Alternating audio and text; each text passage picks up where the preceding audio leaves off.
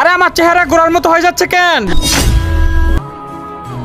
বন্ধু বন্ধু দেখ আমার চেহারা কেমন হয়ে গেছে। আরে হ বন্ধু, তোর চেহারা যে গোড়ার মতো হয়ে গেছে এটা কিভাবে হলো? আরে আমি জানি না তো স্যার, এদিকে চান আমার দিকে কেন? কি হচ্ছে? কিরে তোর আবার এটা কি হলো? তোর চেহারা যে গোড়ার মতো হয়ে গেল, নিশ্চয়ই তুই কোনো বুবা জিনিসকে মারছস তাই এমন হয়েছে। ও স্যার, আমি তো আসার সময় একটা গোড়াকে অনেক ডিস্টার্ব করছিলাম। বন্ধু আজকে স্কুল অনেক মজা হবে। তারপর যেটা হলো, তার আগে গাইস আপনাদের কাছে কি সামান্য কিছু টাকা বেশি প্রয়োজন নাকি মাকে বেশি প্রয়োজন? আমার মতো যাদের মাকে প্রয়োজন তারা এই ভিডিওতে লাইক দিবা আর চ্যানেলটা সাবস্ক্রাইব করে দিবা আর কমেন্ট বক্সে আই লাভ ইউ মা লিখে দিবা। আসলে আমি দেখতে যাই তোমরা টাকার চেয়ে মাকে কতটা বেশি ভালোবাসো। দেখ কত সুন্দর ঘোড়া। আরে হ খারো, একে আমি ইট দিয়ে এটা দিয়ে তার মাথা ফাটাই দিব।